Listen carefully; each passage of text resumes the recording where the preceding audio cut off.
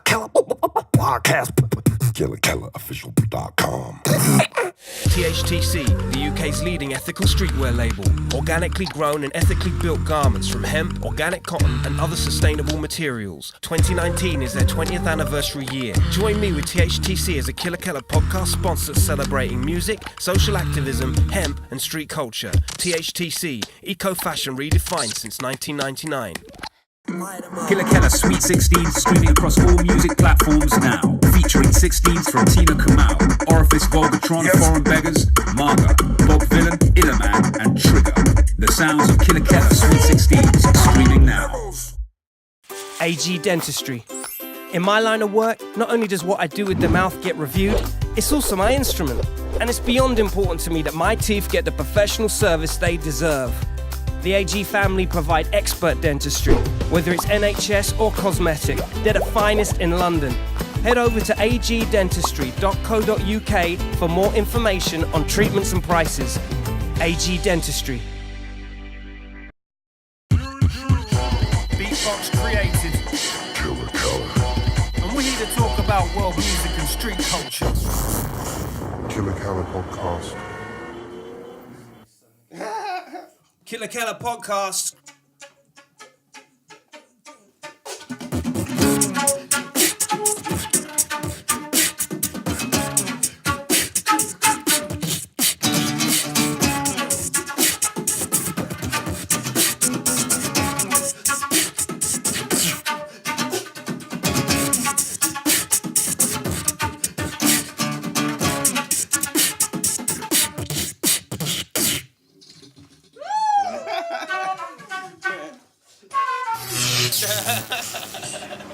Ladies and gentlemen, this is the KELA podcast coming to you live and direct.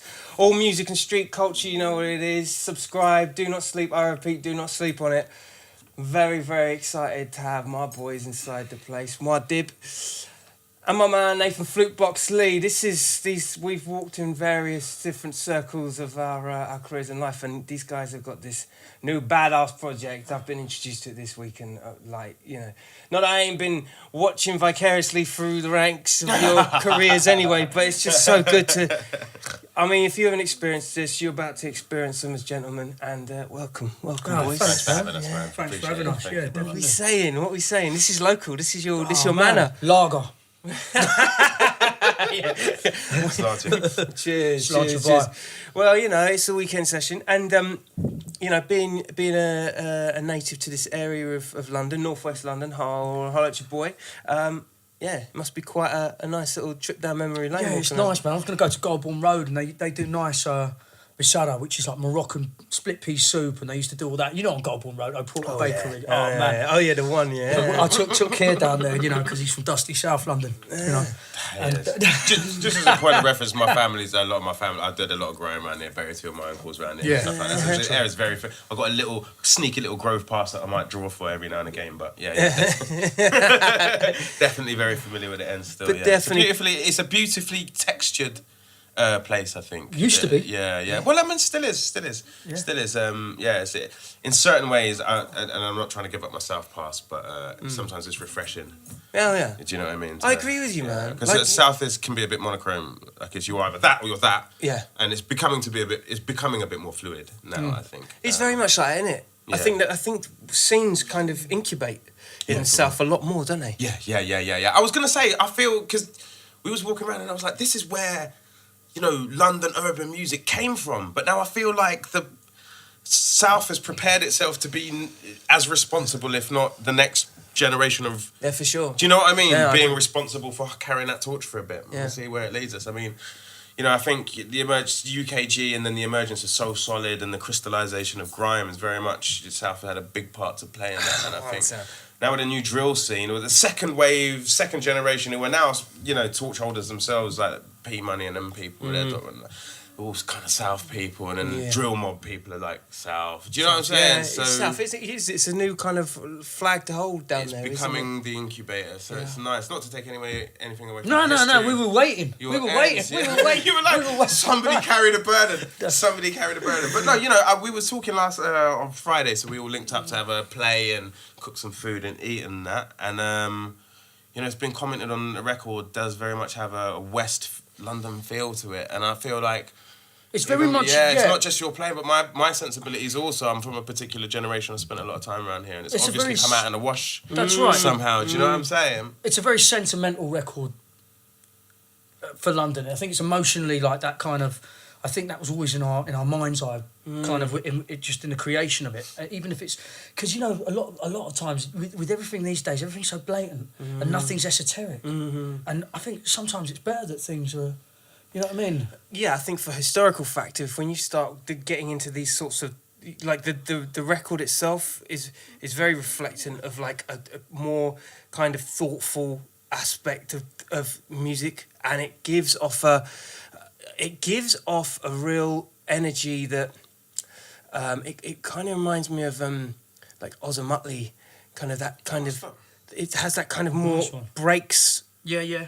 Authenticity, you know, throwback to like Herbie Hancock. Kind Yeah. Oh, thank you. Yeah. Big fan of Herbie Hancock. Yeah, definitely. same. Do you know what I mean? So it kind of falls in a real nice place of like alternative hip hop and just something else, Six Music kind of shit. You know what I mean? Yeah. Would I be right in if Absolutely. that's something else? No, you're totally right. You know, a lot of it is, and serendipitous possibly that it may be that it's Sunday afternoon now, but it's that Sunday afternoon feel. Do you get what I'm saying? 100%. That sepia of bittersweet memory. Yeah. Is there, But- and that's all of that is an ode to London for the pair of us, because we, you know, this is a subject of debate and subject of sometimes it's curiosity, sometimes like, so my father's Irish, right, and he always used to say to me, "You're really proud to be a Londoner, aren't you? You don't think of yourself as." Half Irish. Yeah, like it's like no, you know, you're aware of your cultural heritage. So I'm Caribbean, like Trinidadian, And I think that's part From of your mum's side. Yeah. My mum's so my family's big in in the area. I don't want to say more than that. So, but you know, there's a big area for focus on Trinidadian culture, hence carnival and da. And same with Colombia as well. You know. South American. Yeah. And then so you know, he was like, you're very much aware of your cultural identity and da. But you know, when asked, you carry that flag of London, you see yourself as a Londoner first, and I was like, well, you know, I'm proud to. This is where I think it is that when you're mixed race, I think your London identity's stronger because people always you're not Irish, or my father was a Scottish American. And it was like, you're not really Scottish. My dad was ginger and had freckles. And it's like one of those ones, so you cling to what you know is solid, and that's coming from London. I think, Appreciate that. Yeah, you know? 100%. Yeah, I feel that there's a big sense of truth to that. I definitely identify with, like, particularly the Irish side of my family. They're like, you know, we're family, but you're not Irish. And, you know, and then when I'm over there, people know, my name's Kieran O'Fahy, so you can get more Irish. It's totally Gaelic. I go over there and people go, did you know your name's Irish? I'm like, yeah, motherfucker. What do you think? Yeah. Do you know what I'm saying? So I have to explain, that's actually because I am Irish. So I've never had to do that as a Londoner. Yeah.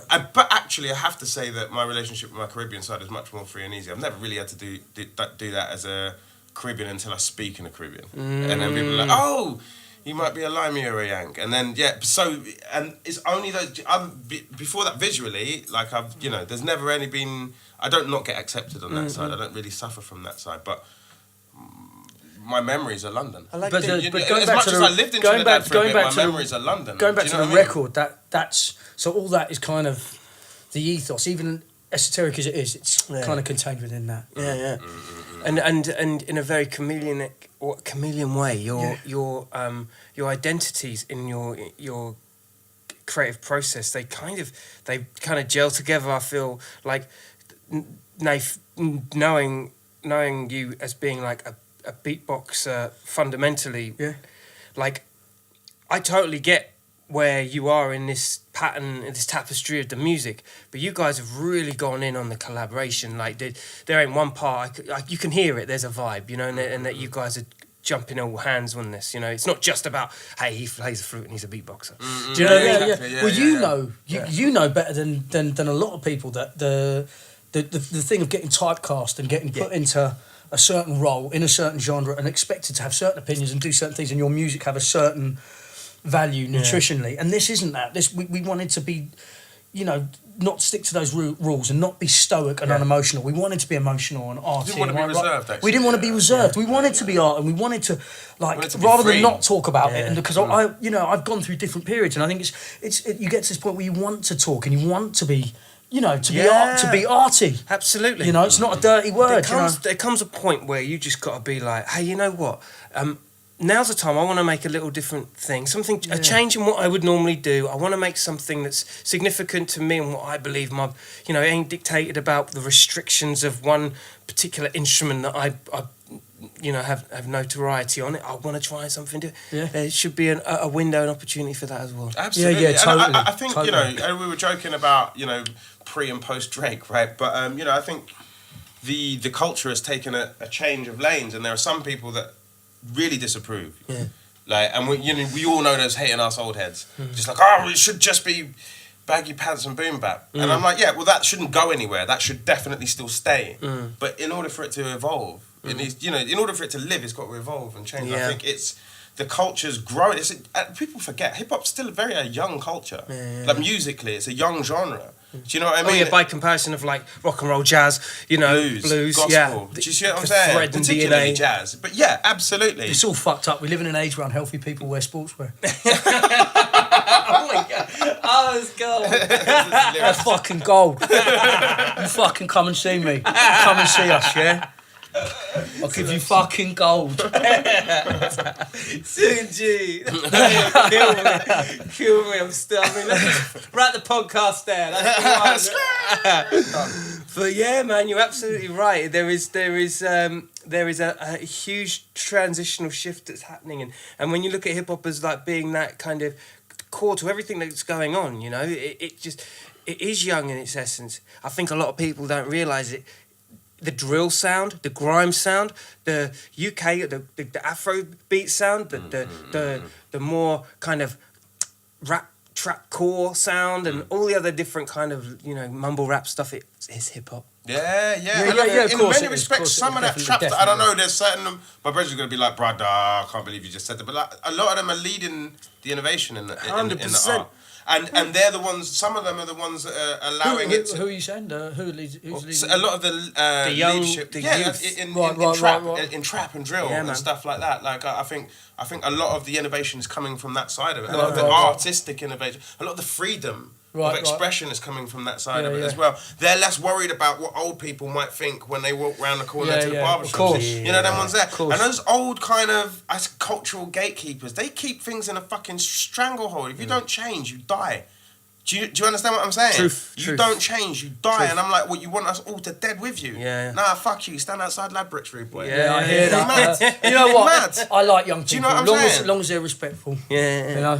Yeah, You know what? Like, sometimes when I'm coming, I might be on public transport and unfortunately be on school kick-out time. Oh, and then you're upstairs on the bus and they're all going mental. And then I'm sat there pissing myself because I was like, in my head, it feels like yesterday that was me. Yeah, I know. And I was like, you know what? They're just young enough to still know that that the world is theirs. And then they unlearn that as they become. The process of growing up is the process of relinquishing ownership of everything in the world around you. That's so sad, right? You get taught to die and live with it. That's mad. And these kids, when you're on the back of the bus going, fuck, pagan, man's a pagan, pagan. And graffiti and try to smoke. Please. They still know that the world is theirs. Yeah. Do you know what I mean? And them old men outside Ladbrokes want to tell you wear your trousers what way or that. Suck your mum, boy. You it's mad? True. It just doesn't correlate, does it? Fucking your shekels down on that game you was thinking about. You prick. Yeah. Well, I'm in two. We know we're in two camps here. Because I'm old. And no, you're fucking not. No, I am. And things shit has got really tight these days. Just to play devil's advocate on the podcast, shit has got tight. And somewhere along the line, I feel men should wear robes.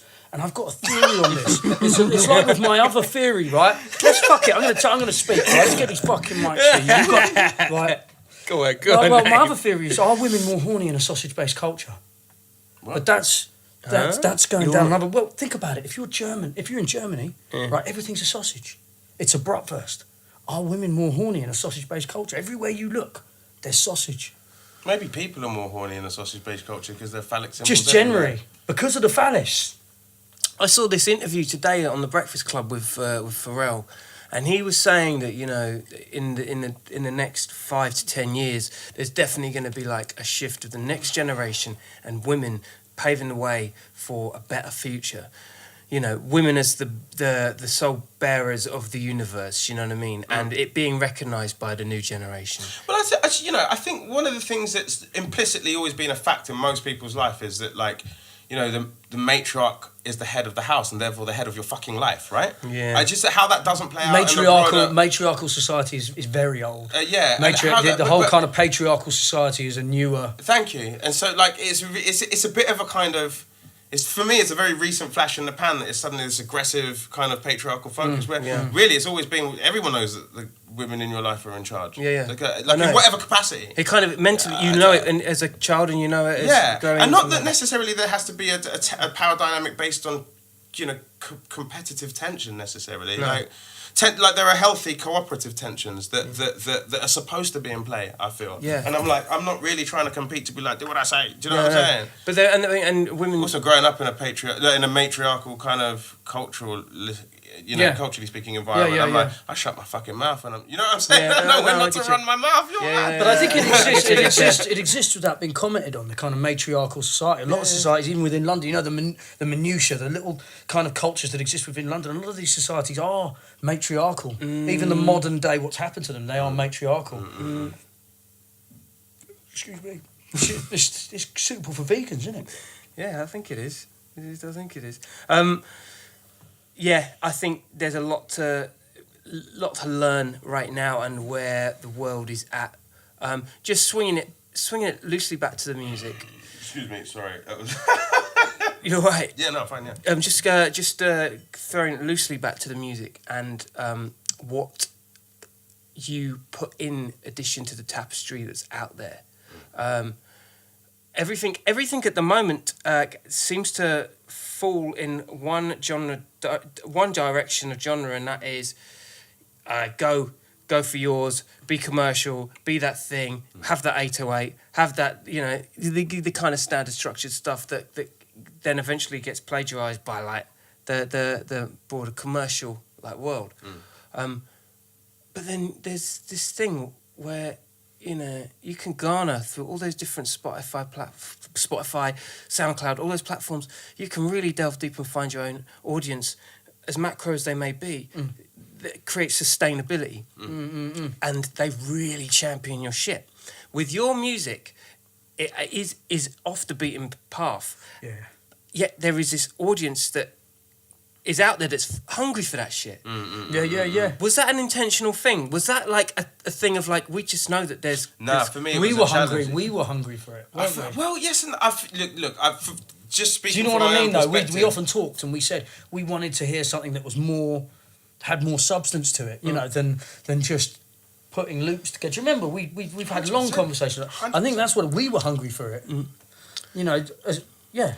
Because I think from my perspective, that was never on my radar in terms of anyone's palette. So the very first thing for me was just like, I really always, from the capacity in which I've worked with Nathan, so like, I should probably and give a bit of background to my relationship with Nathan. Was it 2009? We met at Festival. We were supposed to... my manager at the time was like, Nathan's someone you should work with. We were in sort of concentric... Do you know what I'm saying? Yeah. And then he was like, yeah. And I think, I might be wrong, but your manager, Ash, at the time was like, oh yeah, there's the guy, he was doing this stuff with such a... You all should do some stuff. It feels right, it sounded right, we were in the right ballpark. Nice. Anyway, so by chance, we happened to meet at Festival. I was in one of the artist shuttles, I'd broken a string, I was daytime drunk, there was some noisy Londoners in the cart behind me. I was like, oh, for fuck's sake. It was Nathan and his pals. I was like, oh shit, actually you're that guy who we're supposed to, this is really good, cool. We swapped numbers and then we started writing music in West London in fields with hawks and fucking badgers, like in the summer, just writing music, which was, I think for Nathan at the time, and I probably wasn't really aware of it, but it was a departure for what Nathan had been kind of really known for, which was a really high focus on the percussive flute and really kind of sort of Indian Asian scales that to decorate and frame that in a hip hop context, right? And this was kind of, it was going towards more Baroque and classical kind of stuff together, jazz tinted though. Yeah, I might might actually just add as well. When jumping into this project, there was something about the aesthetic, like the cover. There was something about the collaborative, the status of that. I didn't for a second even put the beatbox didn't even come into equation with me. Yeah. Beautiful. Yeah, thanks, man. Honestly, it didn't even come into equation. You, it's almost like, you know, I'm sure you do loads of stuff music. I know you do, right? But people go, oh, you beatbox, don't you? And you go, yeah, I do. Yeah. Do you know what I mean? Yeah, that's something I do. Yeah, and and that's the thing. I was just like, can we stop? Like, that's cool, but like, I just thought like you're going to be in the house listening to Roxanne Shante and like, you know, beatboxes all the time. You're not. It's not. It doesn't happen. Yeah. So anyway, so we're writing this music. We're doing we're touring festivals, corporate stuff, whatever. And then, long story short, a few years later, Nathan said, "I've gone in and recorded this music with his band, The Clinic, and it's like Barockian soul jazz with percussive flute, really amazing stuff." And he was like, "I want you to make a record out of it." I was like, "Yeah, cool." In my head, I'm like, "Mix and master. There you go." And he's like, "No. Take them stems and do what the fuck you like with it. Just make sure it bangs. Because I know you know where we should be going with this." Yeah. So, and those tunes are still out in their own right. They're still about. You know, you can hear them. But like, so I've just thought, you know, I've just taken them and I've just gone into my own head. And then Nathan's, just as a PS, he's like, "By the way, it's inspired by the legend of the Stone of Brutus." And then I said, right. This is where it gets This is where it gets because this is news, okay? This is like this isn't just like podcast. This is real news. Yeah, no. This is so. There's a stone up in London, the Brutus stone, which is, and you can look at this. Is it Peter Ackroyd's History of London? He's got a whole thing on the stone of London, the Brutus stone, not to be confused with it's actually the in the stone Museum of of London now. That's where it's been moved. Shout out It's been Museum moved. of London. But like, there's no relationship. But like, maybe. So we decided. We just thought independently. Look, this stone has been. The legend goes that when the stone goes, London falls, and they've bombed it. Bombs have fallen on it. It's been on. Survived the Great Fire of London. It's gone Great through Fire two of world London, wars. 2 world wars. Yeah. It can't be destroyed. Not that limestone can be affected by plague, but plague. It's just still there. Nothing can happen to this stone. But no one knows about it. It was in like a little window and no one really talks about it or anything. It's Where just is there. it? It was up by Cannon Street. Where there used to be a WH Smith's just opposite Cannon Street station, right? And there's this little glass box. And it looks like it could be a trash we went can up or there nothing. and we licked the glass on the... no. We did like that. It's in a little glass case, right? So we went up there. So you can see it. Yeah, you can see it. It's just like a rock. It looks like a meteorite. It's moved at the time. Yeah. They're going to put it back. That's the thing. The Museum of, because there's like building work that's going on there. The Museum of London have taken care of it. Right. There's actually some editorial on it now. You just jump on because they can't move it. The whole legend of it is that it's got to be there. So they're going to put it back, but they're like, we're looking after it now while the building. So we went up there to sort of. But this is a personal thing. This is where me and Kia are weird, right? You know, we might have. Well, actually, it gets a lot deeper than that anecdote. The point is, like, if you search, but we did go up there. We actually went up there on a pilgrimage. Yeah, that's very true. Let's not. It was to go. We were gassed up, going, what the fuck? This is amazing, right? We went up and we touched the thing and we thought we'd be lucky. That's fucking amazing. You know, that's amazing. Well, yeah, it wasn't as quite as twee as that, but yeah, we went up there. No, we did. We went up there for a pilgrimage. We had a drink and. Oh yeah, then we went to the pub. Yeah, we went to the pub. The point is, underneath this Brutus stone, this tourist attraction, there is an actual real legend, and the legend is right. The king of Troy's son was banished because he shot his dad in a hunting accident accidentally, right? That's right. And he's banished to the Western lands, right? And he's stumbled into England, which he's called, I can't remember what he named it, but that's meant to be where Britain gets its name from, is Brutus, right? And he's founded on the shores of the Thames Trinovantum, which has become London. That's right, but it's got something to do with the Temple of Diana. The Troy in the West. Yeah, no, he was guided by Diana to get to London. So he builds the Temple of Diana where St. Paul's is now. To be legitimate, this is where it's weird. You have to build a temple to be legitimate. So he had to build the temple to Diana to show his legitimacy. That's supposed to be where St. Paul's Cathedral is, and there was meant to have... he was meant to have come into London. He's meant to have come to England guided by the goddess Diana, fought the giants, established London, and built the temple to Diana, where there was a St. Paul's Cathedral is built on a stone circle, which was supposed to be the remains of the temple to Diana. So it's meant to be this Greco-Romano foundation pre-Roman. However, and there's a lot of actual historical contention. Yes, as to no, but whether this is it. how true There's this myth, legend but there's is. fact. No, there's a lot of fact. This is what interested us. Is there's a lot of fact with the legend. Long story short, this was a blood clot rabbit hole for me. So I'm just in my yard, like, what the fucking hell? This is nuts. And what was then funny I've is got I this- couldn't get anyone else to come. He was like, yeah, come. I'd said, look, do you want to come and see a secret stone up in London? Yeah, do you want to come with me? Yeah. For no reason. Blew my fucking brain. He was like, brother. yeah, I'll come. I was like, do you know what I mean? Yeah, because I dug into this thing and I was like, nah, and it got deeper and deeper and more esoteric and more symbolic and more kind of sacred sounding. I thought, I'm in the middle of this fucking thing now. So we This is- Googled, we couldn't find it. It was like, it was here. It was like, right, it's on Cannon Street. We went down there. Yeah. We were so pleased. We were like, look, the stone. The actual it was like, stone, remember yeah. the Terry's chocolate orange advert? It was like that. It was just like that. And the pub at the end of it.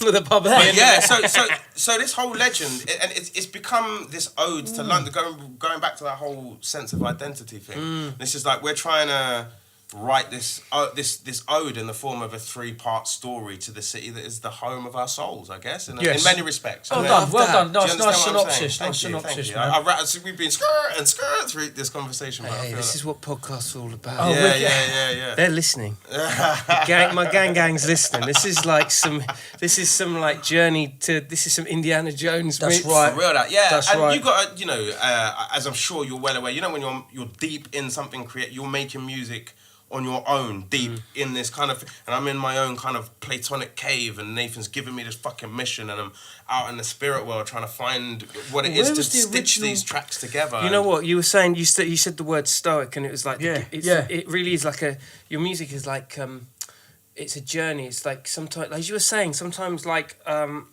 music, even in like the broader sense, can be a little bit soulless when you're dealing with machines and you're dealing with, which is awesome. I love that too. Yeah, of course. There's a time and a place for Definitely. everything, but like it's more like you've given so much emotional value, particularly the stuff I've heard, whereby it just feels like such an offering to people. It must have been quite a lot to get it out. Yes. Yeah, your system. Yeah, Absolutely, definitely, absolutely. Yeah, and it's been a long time coming, because it got to a point, and then it sat on my hard drive for ages, and then 6 months ago, I just called Nathan up, so I was listening to them, and they still weren't finished. Not to say that that's how long they took to do, but things happen. Nathan's busy, I'm busy, whatever. And then I was like, Nath, this is mad. I've just been listening to them again. Let's just see this through to the finish line, because there's something about this record. I think that- a lot and had I've happened. made A lot had happened in those 4 years. Yeah, bro. a lot had happened personally in our personal lives and our careers and things. I'd made a bunch of records since and blah, blah, blah.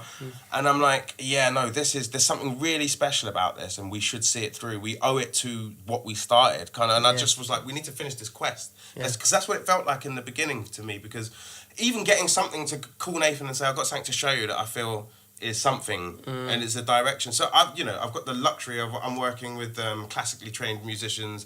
I am a classically trained musician, so there's a lot of live elements for me to work, and then I'm stitching these ideas. I'm getting flashes of ideas that's different more, but inspired by the original recordings. Oh, that's cool. And then I'm like, yeah. oh shit, I've got to capture that. So I'm playing them, and I'm like playing nostalgia them. would. Like, Yeah, exactly. yeah. So I've got kit drums by me on there, and guitar and piano and vocals and stuff, and I've stitched this shit together in my head, and I'm like, actually, I need to stop. Is this right? And Nathan's like, you know exactly what. Do you know what I mean? And he was like, this is it. Do you reckon you could have got it before, or do you reckon you needed that space? I think I needed that space because I needed to be honest with myself about how my interaction with that music was going to produce something above and beyond the sum of its parts. It's the biggest compositional challenge Creatively, of my life. me and Kira, I think, need to leave each other alone to work and then come together. Yeah. It's true. I think I would argue that should be the case in Yeah. a lot of examples. Really? Yeah, especially now with technology, you don't need to be in the room. No. To be honest. Yeah. You jam. If you've got like a song that you've worked out together, you jam it out. But as soon as you jammed it out, let one person, then let the other person in. Do you know what I mean? It's a give and take, isn't it? Now. It's a structured approach. Yeah, I think so. Yeah. And so it's a record that we're both very proud of. But I mean, it's come about in a really, really organic kind of esoteric way, and it wasn't designed to be this kind of exercise in wanking off into the spirit Yeah, it wasn't world. an exercise. You know what I Wasn't mean? an exercise in wanking off. It was an exercise in defining our fucking sound. That's right. It was You know an what I mean? exercise in defining ourselves and putting music down without saying this isn't what the genre wants. This isn't what it was. What Exactly, we wanted, yeah. and it was Yeah, like, yeah. we had long conversations where in a way I was the more conservative of the pair of us, Keir was more like, no, I want this jazz bit because it's already been abbreviated. From, do you remember it had loads of jazz bits? It started out I think this track started out nearly. They were like 10-minute long songs, yeah. and like Keir was like, I want these 10-minute long versions. I was like, Keir, we got to like shave it down slightly, just for the normies, man. Come on, it's like, so yeah. And it got to that point where you filtered it down. You got it to find you. Yeah, and Nathan did a very good job of editing. And I think Nathan was a lot more liberal than at first he was comfortable with. And because he just allowed me, he had the confidence enough in me by that point. I think he was like, okay, this boy knows what this isn't going to go wildly stylistically off Brit, so I'll give him a little bit of lee room so that he can do what he feels he needs to do. And I think I'm very grateful for that, definitely. But then it was just about getting vocals and stuff down. And like, because I knew... Once we'd got that music to a stage, I knew exactly what we needed vocally. And we got Brielle, who we hooked up with. Shout out Brielle, yeah. Shout out Brielle, she's from Amazing Philly. vocalist to work And with she's, as well. Yeah, she's from sick. Philadelphia? From Philly. But she's 50-50, so she spends 50% of her time in the States, so between LA and Philly, and then she comes over to London. And her dad trained with Bernard Hopkins, the boxer. Yeah, and she's another mixed race. She's mixed race. Yeah, she's No, black that's Irish. not that that's the quantification for joining the crew. But It's the light-skinned crew. because we got a form for you. It's not Yeah, that. No, but I think it follows in the same kind of aesthetic. Cross-cultural. Yeah. It's a cross. She understands a lot of stuff about having it cross-cultural explained territory. Do you know what I'm to her what it's like to feel like you're not for instance, a plastic, you've heard the term plastic paddy or plastic brown, plastic brown man or whatever. It's that. You're a plastic brown man, you're a plastic paddy. So it's that kind of knowing that without having to say it. I can know that she's had that moment where she's gone, wait a minute, but my dad's this, and I might have gone to this, that, and the other, but wait a minute, I'm not like my dad's family. Not to mention, you guys firmly cement yourself in London and London history and culture. Like, she flits from, like, one extreme of the west to east in America, and then goes to London, and she, there's no kind of... Yeah, and I mean, this music is a space for that cross-cultural collide. It's always been that. That's Jazz what I'm has always saying. been that. It's supposed to be that. And also the features as well. There's a bunch of, like, guest MCs and whatnot as well. That's Yeah, right. Black shout out Chronicle. Black Chronicle, Phoenix the Ice Fire. So Phoenix. they're two guys. They're two guys I've worked with for quite a few years now in various capacities. Young Guns. Yeah. Tough MCs, man. That was wicked. Yeah, very good. But, prolific as well. Yeah, they're always doing something. They're always busy cats, and they're respected. Triple Darkness. Yeah, they're respected in the new generation of UK hip hop, and they're definitely holding that torch. Yeah, but and he's from South East. He lives down the corner from me. Our kids see each other. Do you know what I mean? Yeah. So it's no long thing. Culturally, it's very easy. But I was just saying, this is the music. This is the space for that, and even down to that whole Caribbean. Because people talk about mixed race, but then you can go off into the argument of what do you mean mixed race or ethnicity? Because if you talk about mixed, then the Caribbean's just mixed, isn't it? Like if you get the half side, if you get the whole west coast of a continent, that's a lot of ethnic diversity there, and you shove them in a concentrated area, immediately that's mixed ethnicity. Do you see what I'm saying? Yeah, totally. Like so I think that's just a default part of how I kind of feel comfy in a way, like my identity, I suppose. Yeah, which is why back to London. Do you see what I'm saying? 'Cause that's what London is. It's like but everyone's from everywhere. For me, it's so conflicting in my head and heart when people from London don't see it like that. It does my Swede. Yeah. Like, you're in, like, the most cultural place in the world. Do you know what I mean? It's like, you're obviously in the wrong neighbourhood if you ain't getting it. If you aren't getting it. And there's some of the oldest schoolish Londoners. That's a very good point. That's a very good point. Yeah, some of the oldest schoolers. I hear, like, very rare occasions do I hear somebody pipe up about something, and I'm like, shut the fuck up. Yeah. What? Yeah. Because they just ain't been educated, and you're like, you're from London. Yeah. What are you talking about? Yeah. Like, what you just said there is so poignant and should just be a matter of fact. Yeah, that's what I'm saying. Yeah. I mean, it's mad, isn't it? Yeah, it is. And and that's not to take away from my dad's Irish. He spent a lot of time. Like, he came over as a kid and grew up in Manchester. So shout shout out the Northwest. But you know, like they've got a history. Liverpool's got a history of this. Big time. Bristol's got a history of this multi. Do you know what I mean? And these major flagship UK cities. Do you see what I'm saying? And I think there's a lot of fantastic music has come out of just those three cities alone that I've mentioned. Do you see what I'm saying? The Black Country. When you look at Birmingham, Coventry. Yeah. And especially if you're into metal, which I am. Yeah, me too. Big time. Yeah. But you know the fucking two-tone scene. Two-tone ska. Yeah, Northern Soul, Wigan. Northern Soul. Do you know? Northern Soul, that was crazy. That was a crazy... Yeah, was it? Hoxton Bags. Yeah, what the hell Hoxton happened there? That Bags. was just insane. Northern Soul tattooing, the whole thing. It was like a... Yeah, it's the whole thing. I actually went to the spot, this like club, and it's not a club anymore. Well, I think it's more of like a warehouse now, but it was a club where it actually spawned from. Oh, really? Okay, yeah, it's mad. It's still there. It's still standing as a structure and everything. But you know, the north of England, because of the mining communities, like the working man's clubs, like they had P before Thatcher, when mining was popping. They had P. They used to work 4 day weeks, and they'd clock off they'd have Friday off regularly, and then they'd have someone like Little Richard would come over, do the working men's clubs. Yeah. And my dad Who's the piano player? Little Richard. No, ooh baby, that's what I like. Who's the piano player?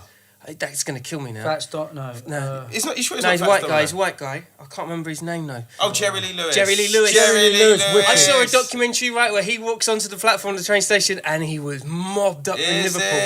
Yeah, and then he went to but they had the money to get the biggest acts of the day into these working men's Jerry clubs. Lee Lewis, Chaz and Dave. Wicked. Yeah. Wicked. Chaz and Love Dave. Chaz and Dave, man. The original UK rappers. There's no pleasing you. Oh man, there's a tune.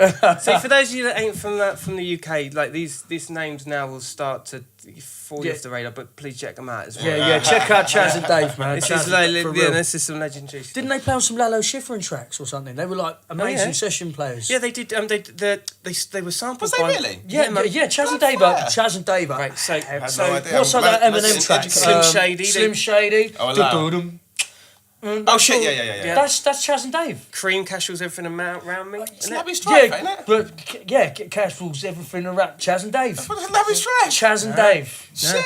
How crazy is that? Yeah, that's mad. It's just mad. It's mad, and you would never know. And be like, I saw this documentary on them. Yeah, same here. Wicked.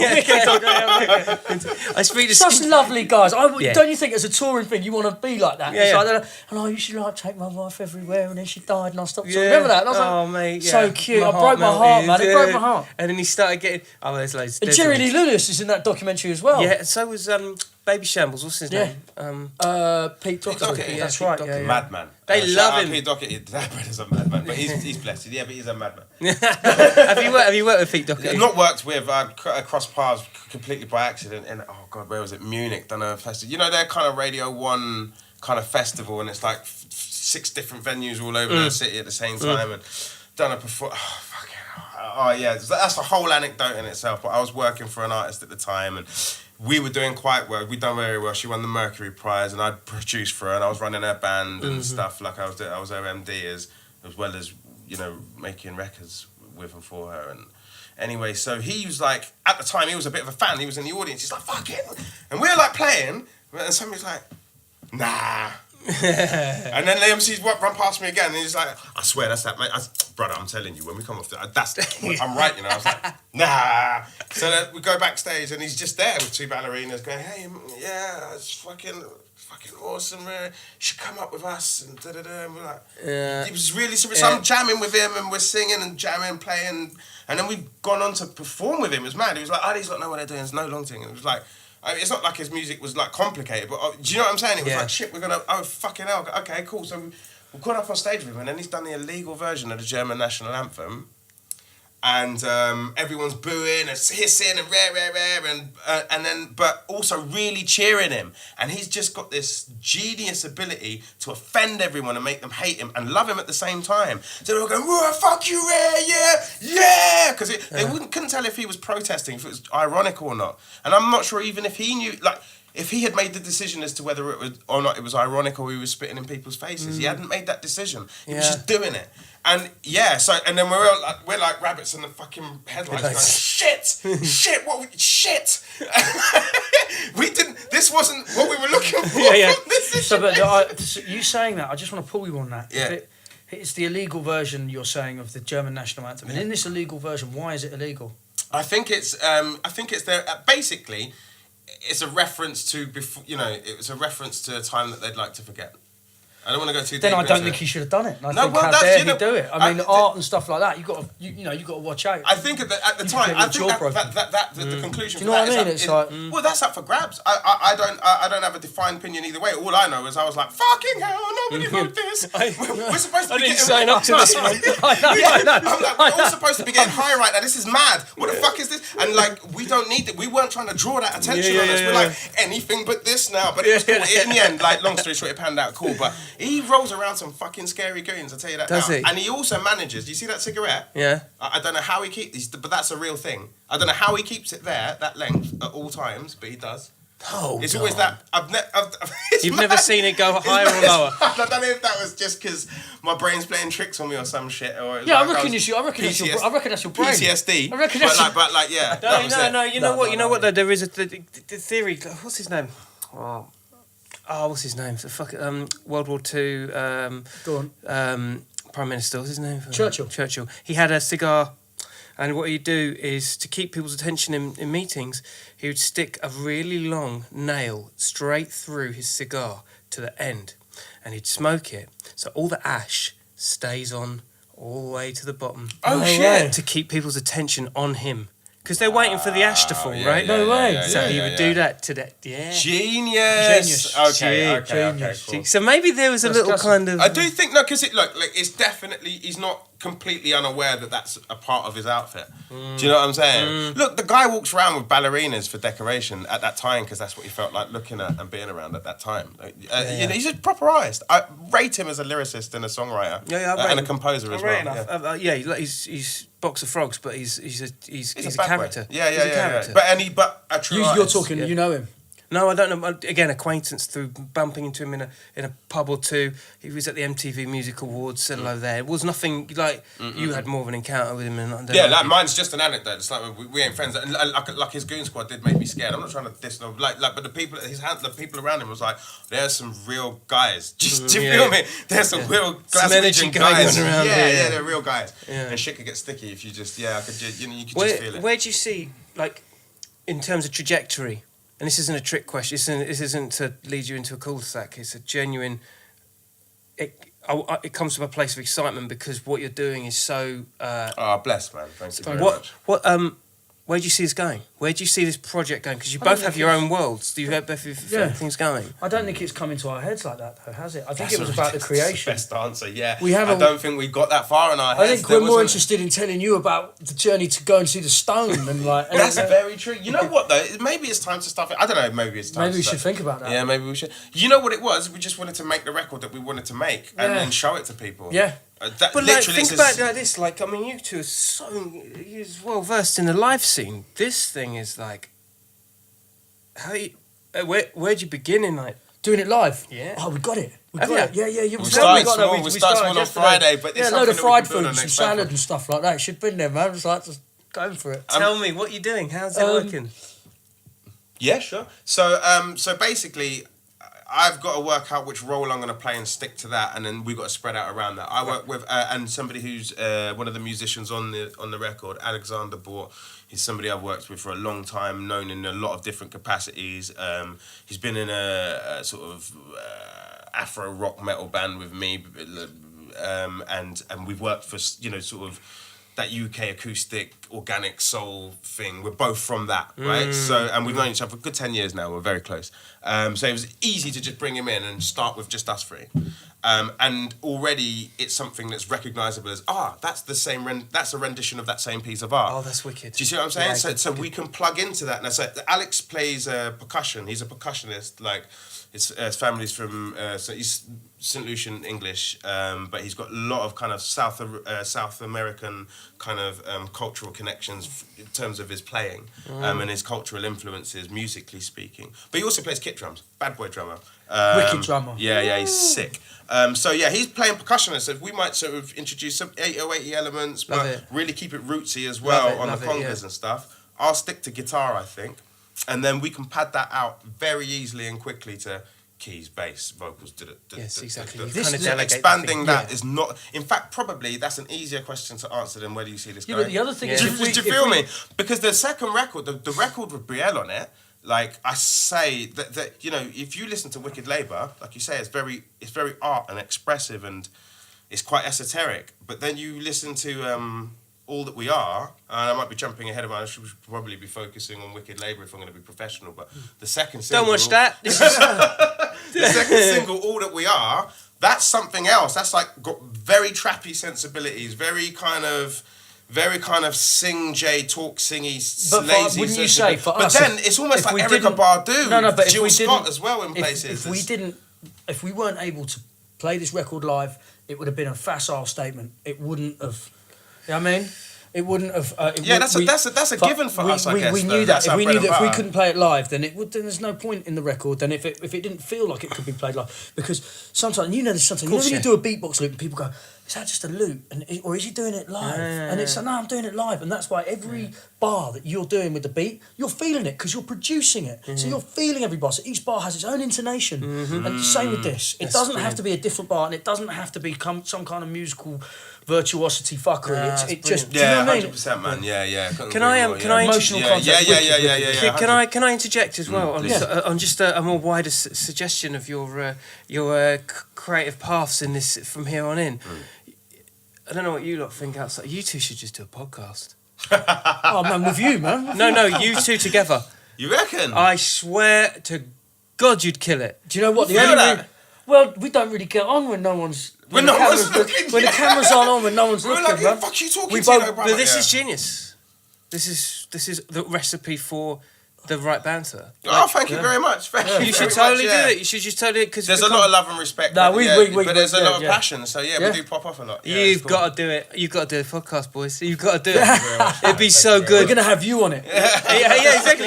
You can have people on there. That's it. To just like kind of and look how easy it is, you know. Do you think Life if we had is a- simple. If we had a podcast, would anyone turn up? Mate, we No, got do it on booked your to own. present like festivals before that, haven't we? Grassroots.